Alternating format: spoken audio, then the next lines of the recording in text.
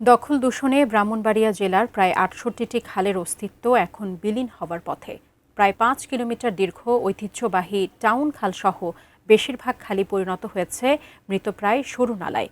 পানি প্রবাহ বন্ধ হয়ে সামান্য বৃষ্টিতেই সৃষ্টি হচ্ছে জলাবদ্ধতা ও জনদুর্ভোগ। শঙ্কর দাসের ছবিতে পূর্বাঞ্চলীয় ব্যুরো প্রধান পীযূষ কান্তি আচার্যের রিপোর্ট। জলাবদ্ধতা নিরসন ও পণ্য পরিবহনের জন্য ব্রিটিশ আমলে খনন করা হয়েছিল ব্রাহ্মণবাড়িয়া টাউন খাল।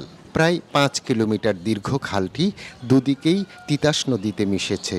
ছিল ৮০ ফুট প্রশস্ত, চলত পালতোলা নৌকা। এখন কোনো স্থানে ২০ ফুট প্রশস্ততাও নেই।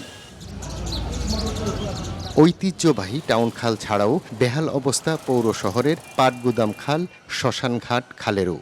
এগুলোর অনেক স্থানই সরু নালায় পরিণত হয়েছে।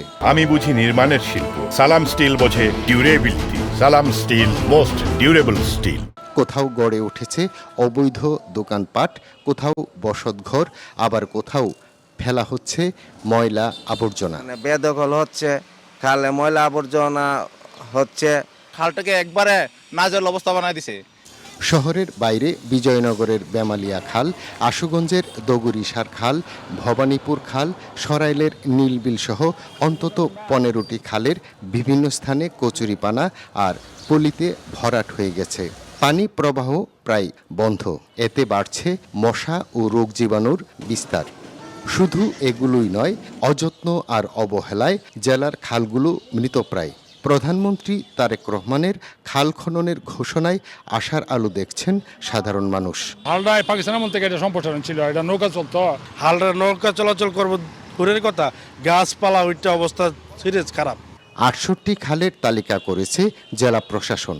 জেলায় খালের সংখ্যা আরও বেশি বলে মনে করেন পরিবেশ সচেতন নাগরিকরা। খাল যদি সঠিকভাবে নির্ণয় না করা যায় এবং তা যদি সঠিকভাবে খনন না করা যায়, তাহলে কিন্তু এই যে কথায় থেকে যাবে খাল খননের কর্মসূচি। খালের সীমানা চিহ্নিত করা ও তালিকা প্রস্তুতের কাজ চলছে বলে জানিয়েছেন জেলা প্রশাসক। জানান তিনি, মৃত প্রায় খাল পুনরুদ্ধার করে পর্যায়ক্রমে দখলমুক্ত করে পর্যাপ্ত খননের ব্যবস্থা করার কথাও জানান তিনি। সিএস ম্যাপ ধরে মোটামুটি ৬৮টি খাল আমরা আইডেন্টিফাই করেছি। পানি উন্নয়ন বোর্ডকে তারা এস্টিমেট করেছেন, আমাদেরকে দেয় যে কি পরিমাণ অর্থের প্রয়োজন হতে পারে, এটা একটা এস্টিমেট প্রয়োজন হবে। এস্টিমেটের কাজটি তারা করছে। এখনই কার্যকর উদ্যোগ না নিলে ব্রাহ্মণবাড়িয়ার এই জলাধারগুলো শুধু স্মৃতিতেই সীমাবদ্ধ হয়ে পড়বে বলে মনে করেন বিশেষজ্ঞরা। পীযূষ কান্তি আচার্য, এটিএন নিউজ, ব্রাহ্মণবাড়িয়া।